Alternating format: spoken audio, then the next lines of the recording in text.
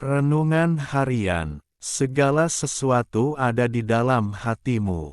Jawab Samuel kepada Saul, katanya, "Akulah pelihat itu. Naiklah mendahului aku ke bukit. Hari ini kamu makan bersama-sama dengan daku, besok pagi aku membiarkan engkau pergi dan aku akan memberitahukan kepadamu segala sesuatu yang ada dalam hatimu." 1 Samuel pukul 9:19. Saul datang kepada Samuel untuk menanyakan tentang keledai-keledainya yang hilang, tetapi Samuel berkata-kata tentang memberitahukan isi hati Saul kepada Saul. Setiap manusia hidup dan menanggapi segala sesuatu dengan hatinya masing-masing.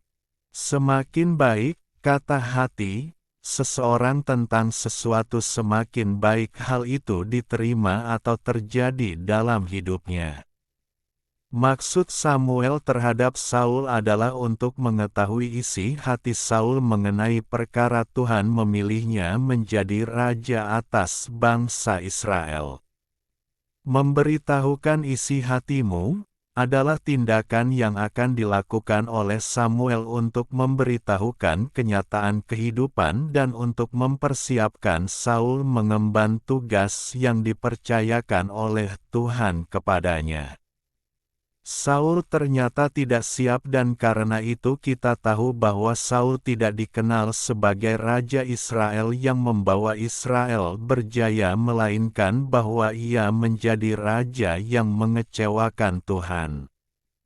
Jadikanlah hidupmu sebagai hidup yang segala sesuatu yang ada di dalam hatimu adalah melakukan kehendak Tuhan, maka engkau diberkati dan orang yang bersama engkau juga diberkati.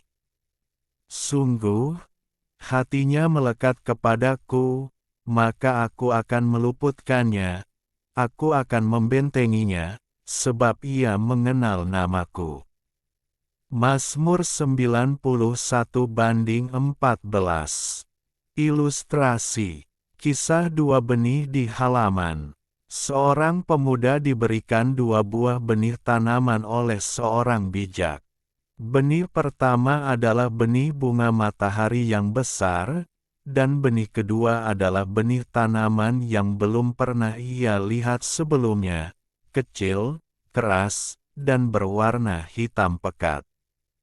"Tanamlah keduanya dan rawatlah mereka," pesan sang bijak. Pemuda itu menuruti perintah tersebut. Hanya dalam hitungan hari, benih bunga matahari mulai bertunas. Ia tumbuh dengan cepat, batangnya kuat, dan segera mengeluarkan bunga kuning yang sangat cantik. Pemuda itu sangat bangga. Ia memamerkannya kepada setiap orang yang lewat. Namun, benih yang kedua tidak menunjukkan tanda-tanda kehidupan sama sekali. Minggu berganti bulan, pemuda itu terus menyiram tanah yang tampak mati itu. Tidak ada tunas sedikit pun yang muncul, hanya tanah hitam yang basah. Ia mulai merasa tertipu. Benih ini pasti sudah busuk, pikirnya. Suatu hari, sang bijak datang berkunjung.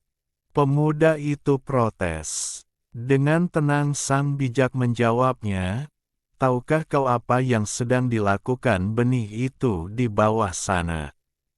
"Dia tidak melakukan apa-apa, Guru. Dia hanya diam dan membuatku lelah menyiramnya," keluh si pemuda. "Salah," jawab sang bijak. "Bunga matahari itu tumbuh ke atas karena dia ingin segera pamer pada dunia. Tapi benih hitam ini adalah jenis pohon raksasa yang tidak akan muncul ke permukaan sebelum akar-akarnya menjalar sejauh 10 meter ke dalam tanah. Ia sedang membangun fondasi di dalam kegelapan. Jika ia tumbuh ke atas sekarang, ia akan segera tumbang saat badai datang karena akarnya belum siap." Benar saja, setahun kemudian, bunga matahari itu sudah layu dan mati karena musim berganti. Namun, di tanah tempat benih kedua ditanam tiba-tiba muncul sebuah tunas kecil yang sangat kuat. Dalam beberapa tahun, tunas itu tumbuh menjadi pohon yang begitu besar dan megah. Sering kali kita merasa hidup kita stagnan. Kita melihat orang lain bertunas dengan cepat, mereka sukses lebih dulu, menikah lebih dulu, atau tampak bahagia lebih dulu di media sosial. Sementara itu, kita merasa sudah menyiram hidup kita dengan doa dan kerja keras, tapi tidak ada yang terjadi. Kita merasa terjebak dalam gelapnya tanah. Ingat, pertumbuhan yang paling signifikan sering kali terjadi di tempat yang tidak terlihat. Tuhan terkadang membiarkan kita berada dalam fase di bawah tanah, karena Ia sedang membangun fondasi karakter yang kuat di dalam diri kita. Ia sedang mempersiapkan akar-akar iman kita agar saat muncul nanti kita tidak mudah tumbang oleh badai pujian maupun badai penderitaan. Jangan menyerah pada proses di bawah tanah. Kegelapan tempatmu berada sekarang bukanlah kuburan, melainkan tempat persemaian. Teruslah menyiram dengan ketekunan, karena pohon yang paling kuat selalu membutuhkan waktu paling lama untuk membangun akar sebelum ia sanggup menjulang tinggi. Ia seperti pohon yang ditanam di tepi aliran air, yang menghasilkan buahnya pada musimnya, dan yang tidak layu daunnya, apa saja yang diperbuatnya berhasil. Mazmur 1:3